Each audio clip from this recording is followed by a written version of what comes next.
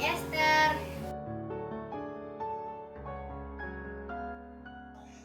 Halo adik-adik Pia Petrus. Apa kabarnya hari ini? Kak, masih pakai masker ternyata. Tak lepas dulu ya. Yuk. Kita ulang ya salamnya ya.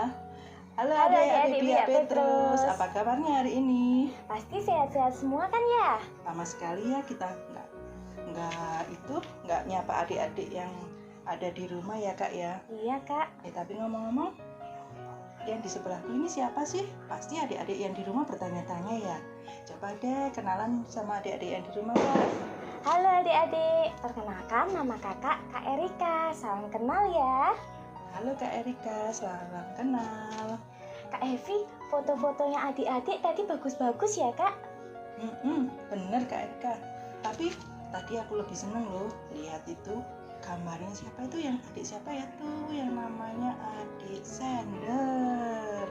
Itu gambarnya lo bagus sekali. Benar kan Kak Erika? Bagus tentunya. Adik Sender itu bagus loh gambarnya Kak Erika. Ternyata meskipun di rumah aja, adik-adik itu bisa mengembangkan talentanya yang dipunyai ya Kak ya. Meskipun belajarnya di rumah aja, tapi adik-adik masih bisa mengembangkan talentanya yang mereka punyai ya Kak ya. Iya Kak, tentunya masih banyak talenta-talenta adik-adik yang lain. Kak Evi, kali ini kita akan melihat talenta adik-adik yang lain. Oke, siapa aja ya Kak kira-kira? Yang pertama kita akan melihat tampilan dari adik Kidung. Adik Kidung mau ngapain? akan menyanyikan sebuah lagu, judulnya Aku Bangga Jadi Anak Katolik. Oke, terus siapa lagi Kak? Kemudian ada lagi. Siapa ya? Oh, aku tahu, pasti adik Hanfe ya. Iya. Adik Hanfe mau ngapain Kak? Kali ini adik Hanfe akan membaca sebuah puisi. Oke, ayo kita lihat bareng-bareng yuk. Ayo adik-adik.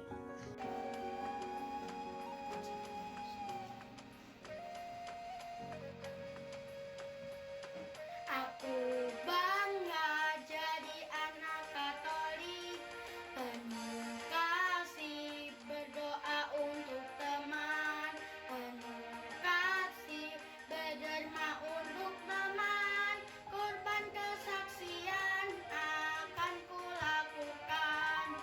Bangga, bangga jadi anak Katolik, bangga, bangga jadi anak Katolik, bangga, bangga jadi anak Katolik, kurban kesaksian akan kulakukan.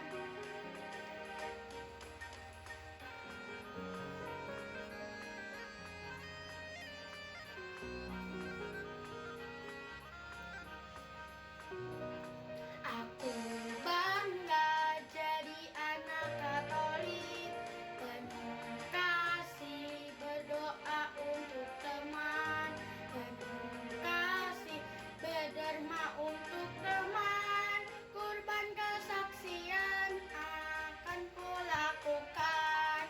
Bangga, bangga jadi anak Katolik, bangga, bangga jadi anak Katolik, bangga, bangga jadi anak Katolik, kurban kesaksian akan kulakukan.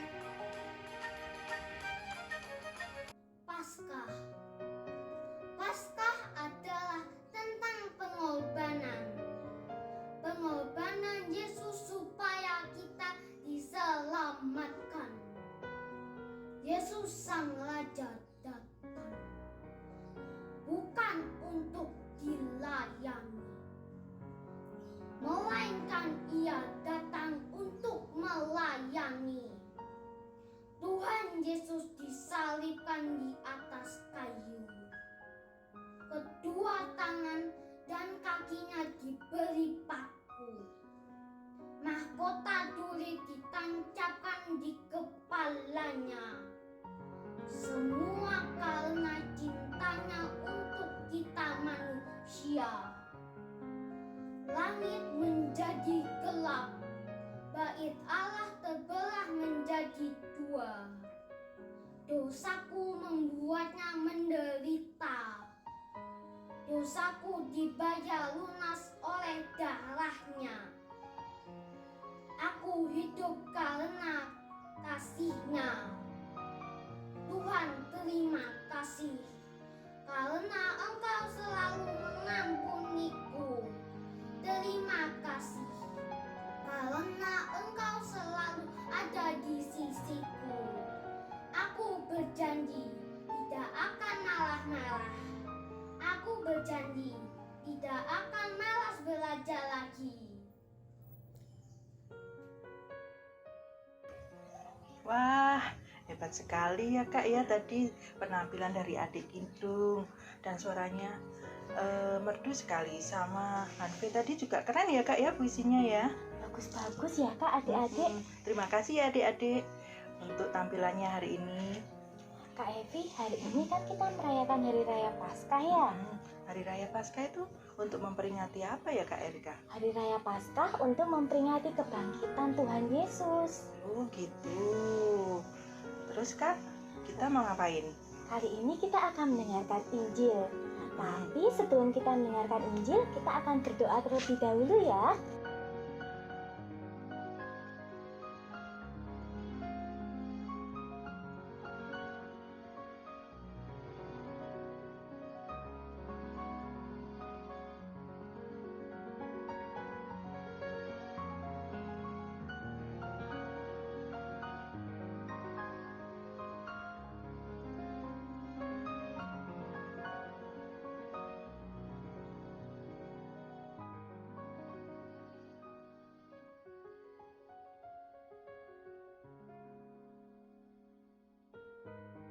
Sebelumnya mari kita baca kitab suci dari Injil Yohanes bab 20 ayat 1 sampai dengan 19. Pada hari pertama minggu itu, pagi-pagi benar, ketika hari masih gelap, pergilah Maria Magdalena ke kubur itu, dan dia melihat bahwa batu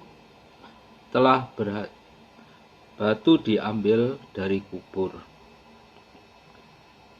Dia berlari-lari mendapatkan Simon Petrus dan murid yang lain yang dikasihi Yesus, dan berkata kepada mereka, "Tuhan telah diambil orang dari kuburnya, dan kami tidak tahu di mana ia diletakkan." Maka berangkatlah Petrus dan murid yang lain itu ke kubur.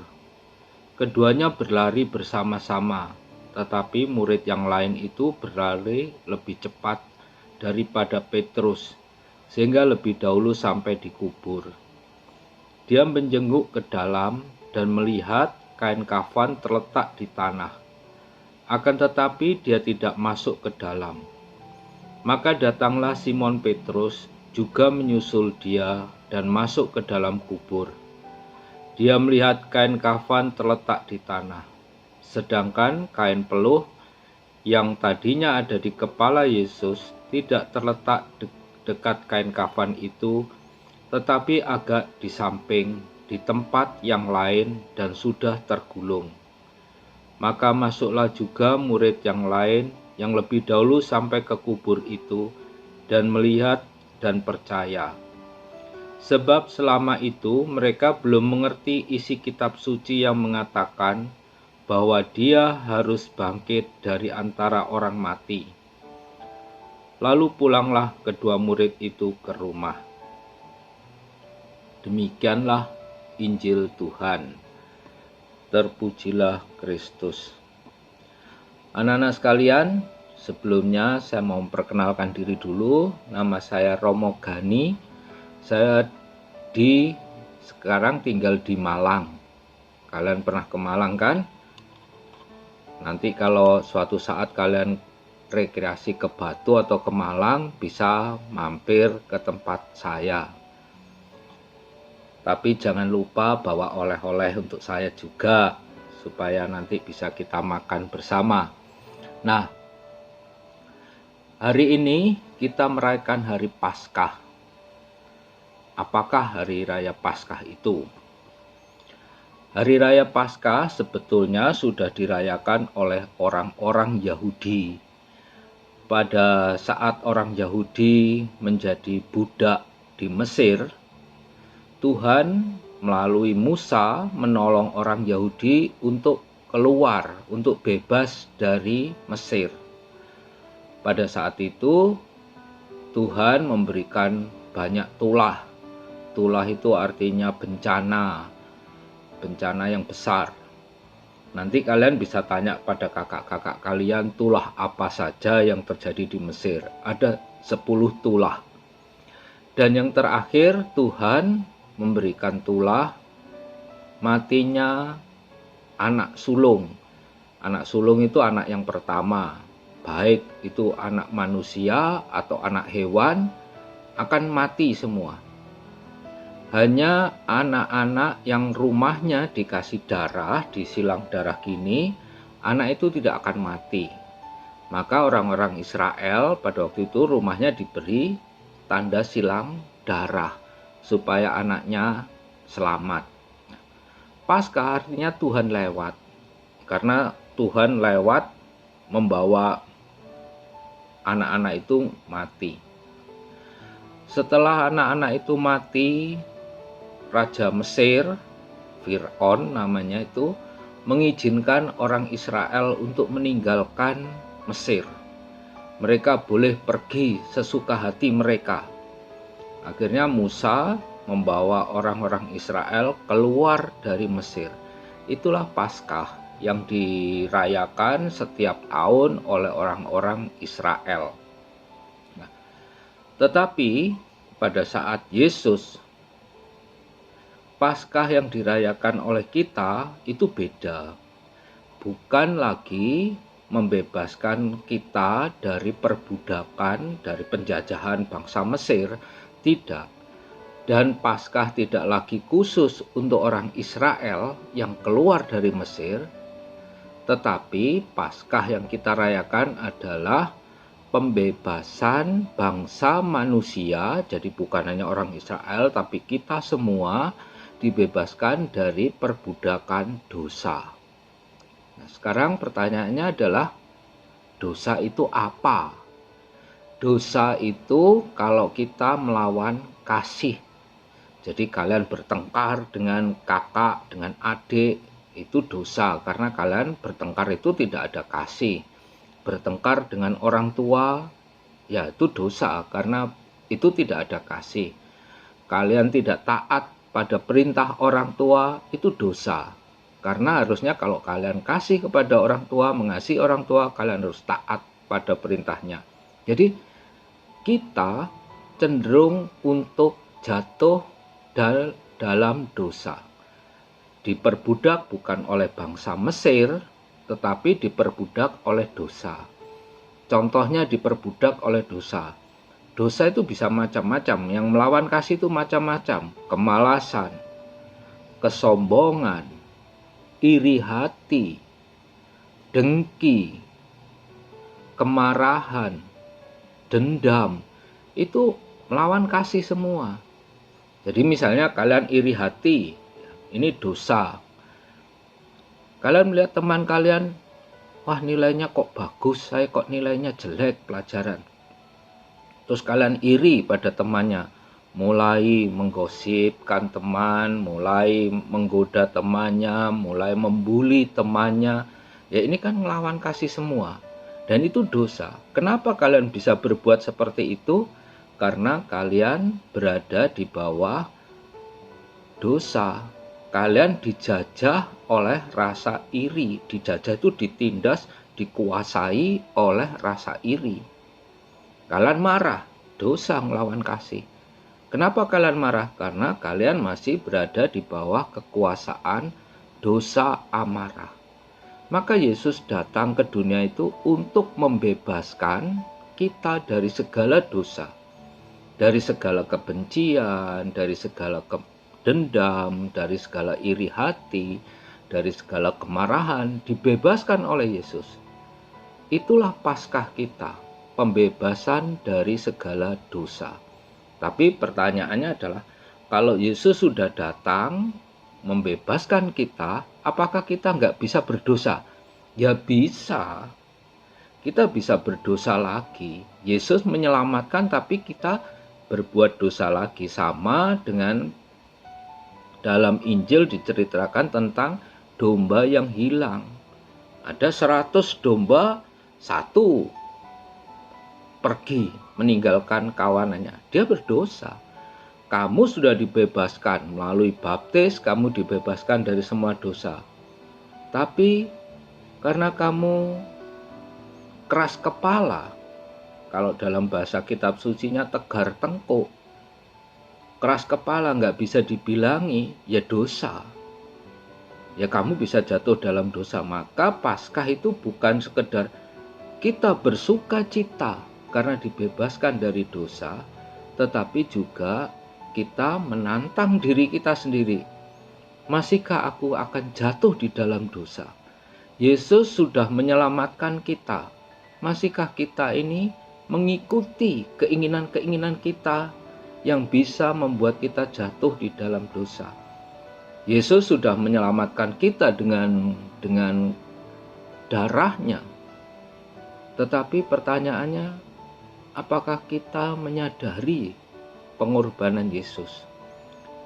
Apakah kita kemudian berani menjadi anak yang baik, yang mendasarkan hidupnya pada kasih, yang membebaskan diri dari penindasan dosa, dosa iri? Ya, kalau kita membebaskan diri, ya sudah, kita nggak usah iri. Kita mengasihi. Ada orang yang dapat nilainya bagus, teman yang dapat nilai bagus, kita bersyukur. Tapi bertanya pada diri kita, kenapa kita nggak bisa? Sudahkah saya belajar dengan baik? Sudahkah aku mendengarkan ketika guru mengajar dengan sungguh-sungguh? Sudahkah aku tekun di dalam belajar? Ya kalau kalian belajar sebentar, main gamenya lama, ya bagaimana dapat mau nilai baik? Dan mengapa kalian harus iri ketika ada teman yang sungguh-sungguh belajar, nggak pernah main game tapi belajar tekun, kemudian dia dapat nilai baik? Bukankah kalian sudah berdosa? Jadi mengingkari, melawan kasih. Maka penebusan Yesus, Paskah, yaitu penebusan manusia dari dosa, itu tidak cukup. Kita harus mulai memperbaiki diri kita juga. Kita harus membebaskan diri kita juga dari segala dosa, dari segala keinginan-keinginan yang jahat. Maka anak-anak sekalian, Paskah kita rayakan dengan sukacita. Saya tahu kalian pasti sukacita pada saat ini. Mungkin kakak-kakak kalau dulu mungkin bisa bagi-bagi telur ya, tapi sekarang karena virtual, ya mau bagi telur ya bagaimana? Dikasih gambar telur aja kalian satu-satu. Nah, Paskah adalah sukacita. Sukacitanya bukan karena kita menerima telur, tetapi karena kita bersukacita karena kebangkitan Yesus sudah menyelamatkan kita, membebaskan kita dari dosa. Nah, pertanyaannya dan tantangan bagi kita adalah jangan merasa puas karena kita sudah dibebaskan oleh Yesus. Tetapi marilah kita meneladan Yesus yang sampai disalibkan untuk membebaskan kita. Marilah kita menyalibkan dosa-dosa kita. Dosa serakah misalnya. Sudah makan kenyang, masih lihat kue, masih pengen makan lagi. Habis makan kue, masih minum es lagi. Habis minum es, masih makan camilan lagi. Bukankah itu serakah? Maka kalau kita mau menyalibkan, ya kita salibkan keinginan. Sudah, mulut tutup. Sudah makan kenyang, ya sudah. Itu untuk besok atau dikasihkan ke orang lain yang belum makan. Kita tutup mulut. Tetapi kalau serakah, enggak, ini punyaku. Ya aku makan semua. Saudaraku belum makan, ya gak penting. Yang penting aku makan. Nah, kita menyalibkan mulut kita. Tutup, gak usah makan. Biar makanan itu aku berikan kepada saudaraku atau sesamaku yang kelaparan. Ini penyalipan dosa keserakahan. Atau dosa kesombongan, merasa benar. Ditegur mamanya, merasa benar, maka mamanya dimarahi. Nah, kalau kita mau menyalipkan dosa itu, tutup mulut. Udah. Bilang kepada mama, "Mama, minta maaf, saya salah." Gak usah merasa, "Oh, aku paling benar, mama salah, papa salah." Nanti jangan-jangan Tuhan juga kamu salahkan. Maka kalau kita mau menyalipkan, kita mengendalikan diri, tutup mulut. Dimarahi mama ya sudah, karena memang saya salah.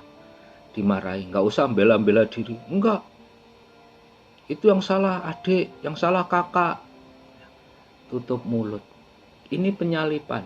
Kamu marah, marah. Jengkel, jengkel. Tapi itulah disalib. Korban kita, supaya kita nggak jatuh dalam dosa. Anak-anak sekalian, hanya sampai di sini apa yang bisa saya berikan tentang Paskah. Jadi Paskah adalah bermula dari pembebasan Tuhan terhadap bangsa Israel supaya bisa keluar dari penjajahan perbudakan bangsa Mesir. Nah, sekarang Paskah Yesus adalah bagaimana kita, bukan lagi orang Israel tapi orang seluruh dunia, dibebaskan oleh Yesus dari penindasan. Penindasannya, siapa yang menindas? Dosa. Maka kita harus berani menyalip, kita harus bersyukur pada Yesus karena sudah membebaskan kita. Kita juga harus berani menyalipkan dosa-dosa kita, keinginan-keinginan kita. Berkah dalam.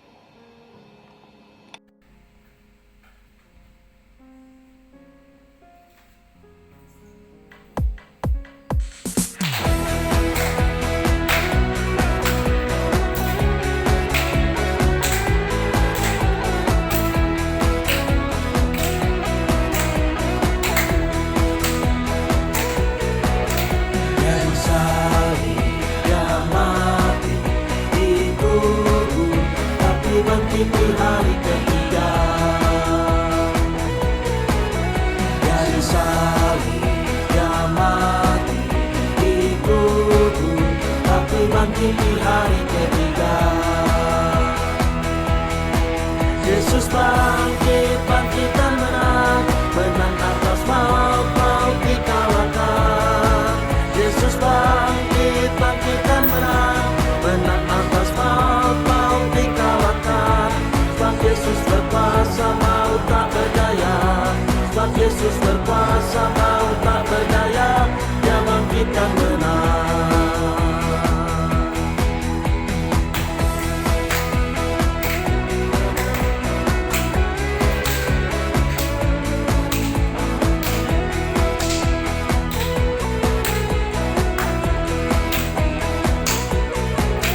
Dari salib dia mati dikubur, tapi bangkit di hari ketiga.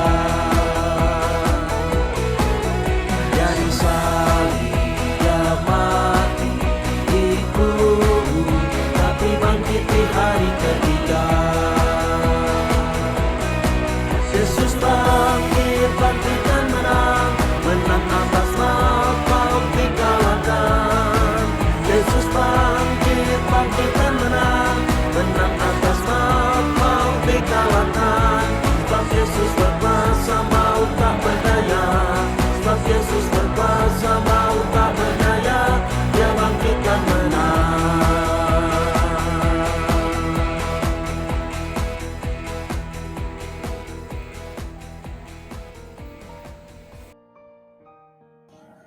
Kak Hevi, Iya. jangan joget-joget. Nanti lupa loh pesannya Romo. Enggak. Adik-adik di rumah juga jangan melupakan pesan Romo tadi ya. Oke, Kak. Sekarang untuk menutup kita akan berdoa ya. Selain itu, setelah doa jangan lupa loh, Kak, masih ada penampilan lagi dari adik Jalu. Adik Jalu mau ngapain Kak Evi? Adik Jalu mau ngajak kita untuk naik kereta. Yuk, kita lihat bareng-bareng yuk. Bye.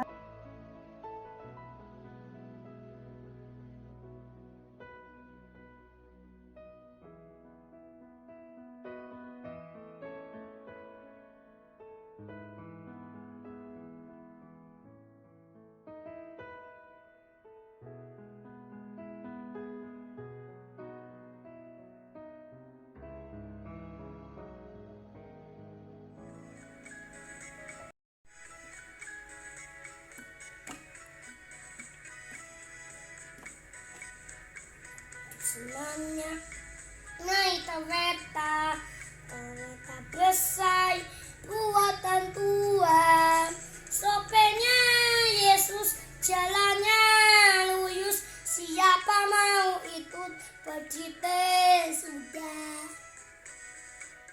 Aduh celaka naik kereta kecil buatan iblis. Sopirnya ngantuk tak bisa duduk, jalannya nubu-nubu, jalannya nubu-nubu. Terima kasih semuanya.